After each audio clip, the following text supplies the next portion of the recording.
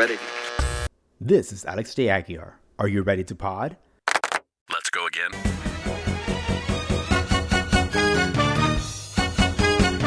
Quiet, please. Ready.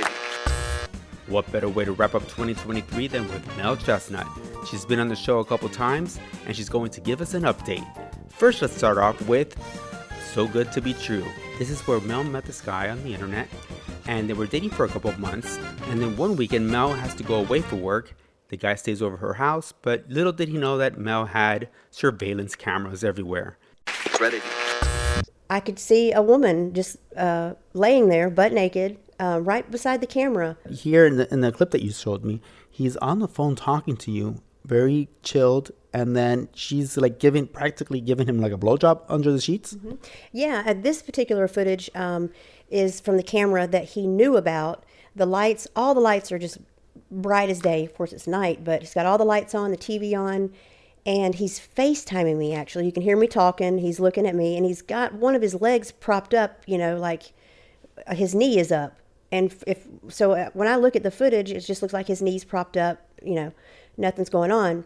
But something told me just to zoom in, and they're light orange sheets. So when I zoomed in, you can just clearly see that there's this girl underneath my sheets. It was like a fairy tale, and it's just hard for me to believe that every single thing for months was all a lie. Ready. Okay, Mel, so after that episode, you ended up taking him to court. Give us an update on what happened. Well, I had not actually filed the civil lawsuit yet. I did what the court recommends, and that's to send a demand letter first and give them, a week or so to pay for the damages or whatever it is that you're suing for or want to sue for. He did not respond to that. I was still giving it some time. And so in between that, what's interesting is one day I get a knock on the door, and it's the sheriff, and the sheriff served me with a restraining order from him. And so I had to put everything aside and deal with the restraining order. And we just had our court date. And of course, he lost. He was trying to claim that I was stalking him and going to his job. In the end, of course, I had hired a lawyer, and he didn't have any defense. He had no evidence of anything. But long story short, he did that thinking that it would prevent me from moving forward with the civil lawsuit, which could have affected that if it had actually was put in place. But the judge dismissed it immediately. It was just nonsense. So now I have moved forward with the civil lawsuit, which he has not been served yet, but it's coming. Oh, wow. And what was his reaction? Well, he was very upset when the judge dismissed the case. He was actually trying to speak, and she wouldn't even acknowledge him at that point, because he was like, I have a question. And the judge just kept talking and then dismissed it. All right, Mel. So once that case is over, I want you back on the show because we got to know what happens with this guy. Oh, boy. All right. So now let's go back to, I can't even believe it, I'm saying this, 5 years ago when Landon was 10 years old. Now he's 15. You have an update for us. This was the first time you were on pod with me, and it was regarding your son wearing makeup. Landon. Ready. He was in the bathroom, and he was pretending that he was, I'm assuming, he was pretending he was James Charles, and he was, he had, makeup all over his face, and he drew one unibrow, and then he was teaching he was looking at himself in the mirror, pretending that he had an audience, and he was, And you were, he didn't know you were there, obviously. He didn't know I was there at first. So then I went in and I sat down, and he did my makeup. He put my makeup on me. And that's just been 2 weeks ago. So now he's wanting to color his hair. Oh, so now it's going to a step further. I told him that, well, maybe over the summer we could do that. Well, it's what's hard is that my mom, born in Troy, Alabama, she's very, very old fashioned, and she's 150% against anything that, is not traditional. When we were leaving my mother's house just day before yesterday, she said, I don't want him getting in the swimming pool, and I don't want him coming back wearing any makeup.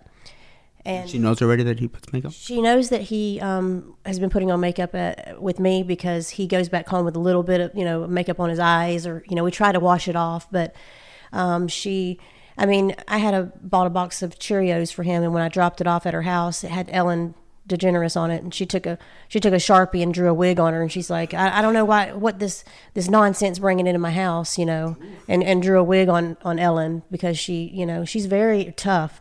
So Landon is right now. I can tell, just even like a mother's instinct, that I can't do that because it's going to upset Grandma.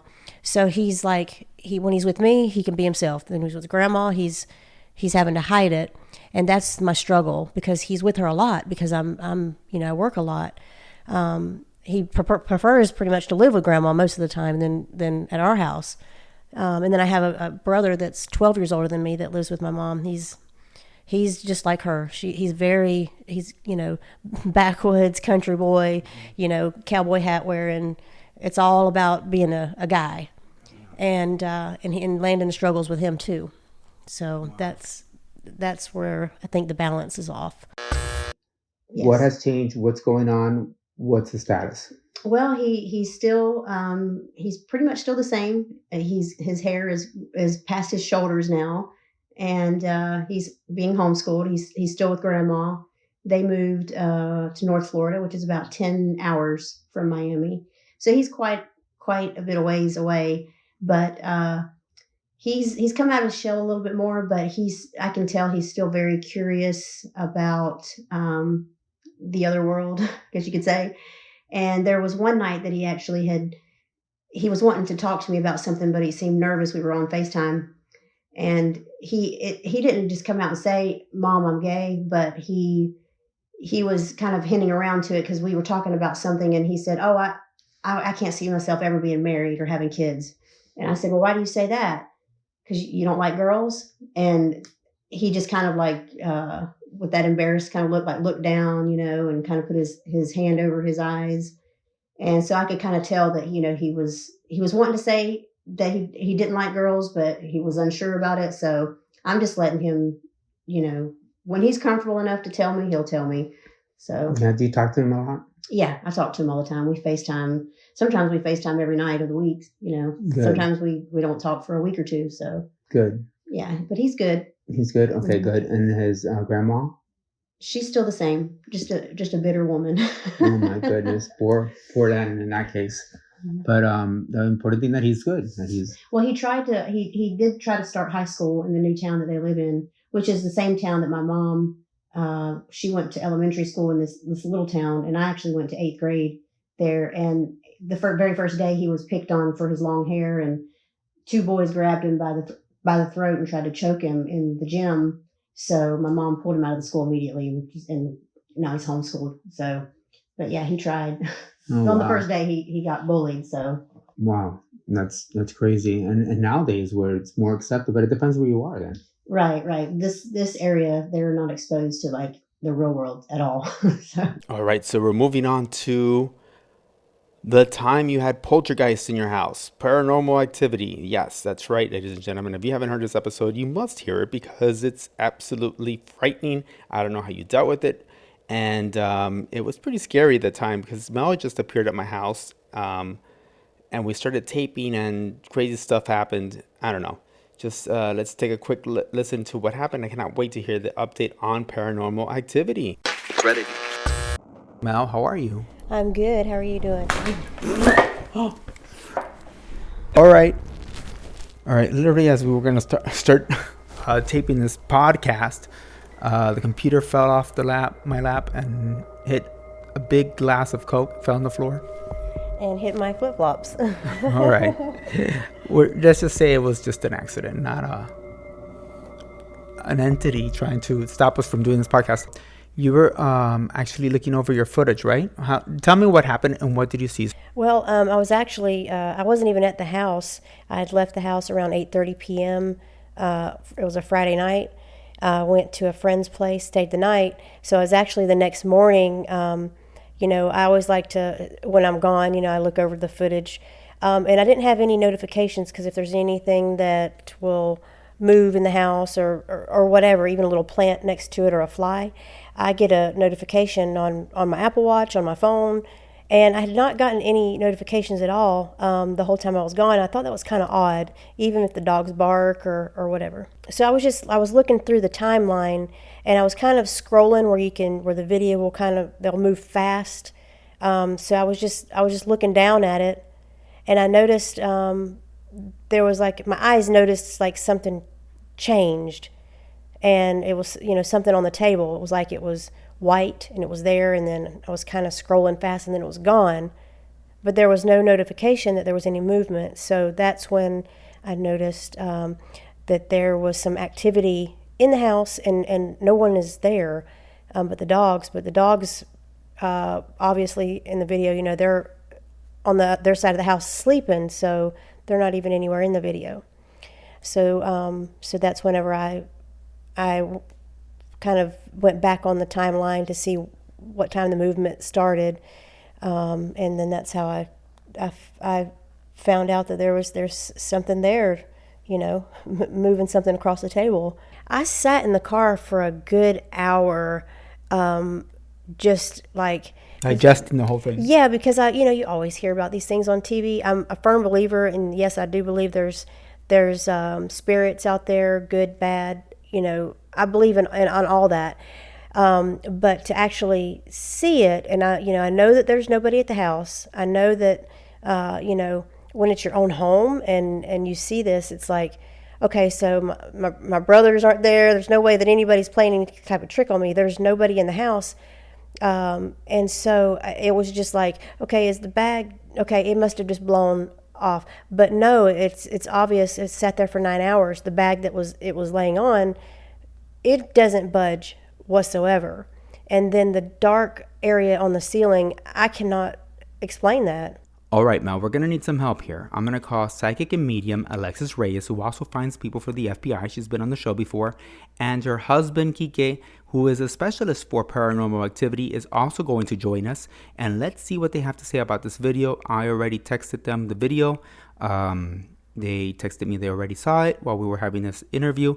So let's see what they say. The first thing that came to mind is usually you have to, alienate the causes of a haunting. Haunting is usually related to the land, a home, or the person, sort of a death in the family or any suicides. Also, there's things that can cause these things to happen as well. Like he was saying, like suicide, bad blood in family. There can also be factors in people's different religion that can cause these things to happen. Okay. You do have a best friend a couple years ago committed suicide, correct? Yes. It's been 2016. Yeah, it was a murder-suicide. They accused him of killing a man and then driving 20 minutes, killing his mother and killing his 10-year-old sister, which he would I can't ever see him doing, and then killing himself. It was a drug deal gone bad, but I feel like somebody either followed him to the house and forced him to shoot his family, or he shot them because he knew that they were going to come do it themselves. Okay. So. Let me interrupt you then. So let me get this right. He shot his mother. He shot a man, one of his friends, in the chest twice, and then got in his car and drove to his mother's where he lived. He had just moved back in with his mom, and he walked in with a big shotgun and he shot and killed her, and then he went to the sister's room and killed her, and then turned the gun on himself. And that will change the whole dynamic of this. Is a much deeper case, and it's this is a little scary. Everybody who's been in that house is the normal people that are in that house. Nothing has changed. There's no one new. No one knew. The roommate that I have, his wife passed away in 2015 of cancer, and I know that he's been kind of sad about that. He's just kind of lonely by himself. But other than that, I haven't had any changes. Mel, and everything and anything that could cause these things to happen, it's what's related in that house. If you wanted to call a spirit to do something, your surroundings, and you have the perfect concussion for it. Okay. The death of your friend that has been, that the suicide thing, then the whole thing with the person that lives there with his wife passing away. So it's almost like everybody in that house has someone in the other side closely that in the other side that they're close to. That, you know what I mean? Like the energy would be stronger than the norm. Yes. If that makes any sense. Yes, it does. Okay. I would honestly go and I would honestly do like some kind of, and I say this with a very, I want to say very pure cleaning. I wouldn't want to tell you to go and have somebody with a religion go in there. Something very mild, something like with sage, something with opening the windows. It's good that you do it, but it's also good that someone professional that knows what they're doing does it. Okay. Because it's not the same thing as cutting your bangs or having a haircut. Okay. It's totally two different things. There's definitely something in there that's a little stronger than meets than what we're even. I don't want you to get scared or anything like that, but there is definitely something a little stronger. I will set some time and go with my husband. He has things that he can find out a little more because there's gadgets. And we can sage and see where the energy's coming from and the level of the energy and all that. That can help you. So the darkness on the ceiling, there from the video, it might look like there's something like below it, but it's just an open floor, and I've never seen it. I mean, you could log in and look at the camera now, and there's nothing. There's nothing on the ceiling. That's the only time I've ever seen that dark area like that. Do you think that could possibly have something to do with this? I've never seen it before or after that. Before or after, you've never seen it? No. Yeah, I mean, you can. There's not any. The only it's the night vision camera, and the only thing that's on is the lamp behind the couch, which is a good bit of ways from it. Yeah, but there's your answer. It's not a coincidence, Yeah. It's there, as it's manifesting itself and doing, what it does. It's just like I said, it's mysteries of things, I mean, there's people that seen spirits clinging to ceilings and, children even, claiming they've seen things. I mean, there's so many ways that they express themselves and they do things that you don't really know how to pinpoint it, and there's no solid answers to none of those things. But certainly it's aware that I was recording. These things. That I know for a fact. Yeah, that was done perfect for you to see. That's what I was going to tell you. That's something that they know. Right. But they know the cameras are there. They know what they're doing with that sense. They're always ahead when it comes to it. We're the ones who think they're, if they want to communicate with gadgets itself, they can either choose not to because they either like you or they don't like the person that's doing that, or they just don't want to. Or what they do, if they're going to have something to say, they'll express themselves. And they know ahead of time who's going to be there, how it's going to unfold. That they do know. But that's why I'm saying, Mel, like it could be a jealous entity. It could be something this person wants to aware you about.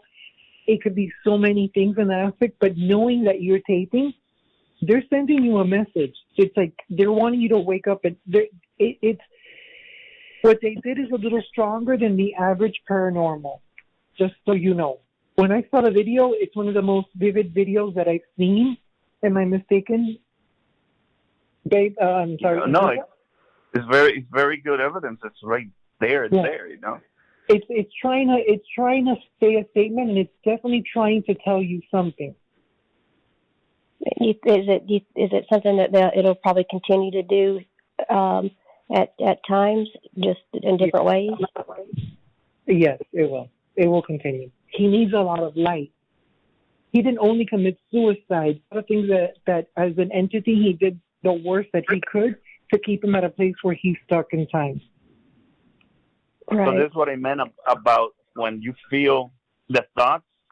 Sometimes you feel their own energy. You know, you feel like you get pretty much very dark thoughts of things, but it's based because of their own energy. There is no manual. It's the unknown. This is why everybody's so into it and so attracted to it, because everybody wants to know this mystic results. The truth is, there really isn't a manual. There's no right or wrong way. Okay. He's not doing it in a way because he wants to scare me or anything. It's just no, and I don't think he wants to scare you, Mel, but sometimes they know how to do things a certain way. Yeah, and it's just, I mean, like I said, the way that he passed isn't the best. It wasn't the best. All right, so what happened after all that garbage moving on top of the table and garbage bags and the black hole in the ceiling, and then later I heard you had scratches and you heard a goat when the music was playing. What wrapped up? And it got pretty crazy after that, because that was kind of that was like the initial time that I noticed something going on in the house, but it did get worse. There was one night I was out on the back patio watching TV on the projector screen, and you can see I go into the house and there's nobody there but me, and I was boiling eggs on the stove, and you see me come in and I go to the bathroom, and when I'm in the bathroom I could hear it was like a fan turning on and off. It's like like a humming, and you can see I stick my head out the bathroom door, and you can hear the fan like going on and off, and it was the fan to the hood of the oven. And then I take off running over to it, and I'm trying to turn it off, and it's making that beeping sound like when you push the fan on the microwave to turn the fan on for the stove. You could hear the beeping when I'm pushing it, and it wouldn't go off. But when it was doing it by itself, there was no beep. It was just going full blast and then off. And so, when I took off running over to the stove, I thought, okay, well, let me just look at it this way. It's a nice entity because it's just reminding me not to burn the eggs. But it did get worse, because I did come down to Miami and I was speaking to a friend that's like a spiritual healer, and he told me that it was going to get worse and it was going to get physical. And kid you not, like 2 days later is when I noticed I woke up with all the scratches and stuff on my back. That was clearly not something that I could do myself. Yeah. And so then not long after that, the house was sold. And Wow. I moved to Miami. And after you left the house, that's it? I haven't had any issues. Wow. So it was the house. I Mhm. wonder who they sold it to and what poor people that are there now, I don't know, but I'm not going to be around to ask. huh? Thanks, Mel, for your updates. And I want to wish you and all my podheads a happy brand new year. And may all your dreams come true this 2024. Thanks for listening. And one more thing. Don't fall off the pod. Ready. Listen up, podheads. Now's your chance to be on the pod. If you have a story, say it right here. Go to podwithme.com, fill out the Be Our Guest form, and submit. Very easy, right? Oh, and before I forget, go ahead and follow us on social media. The links to Facebook and Instagram are right there. I hope you really enjoyed this episode. I'm Alex J. Aguiar, and until next time, don't fall off the pod.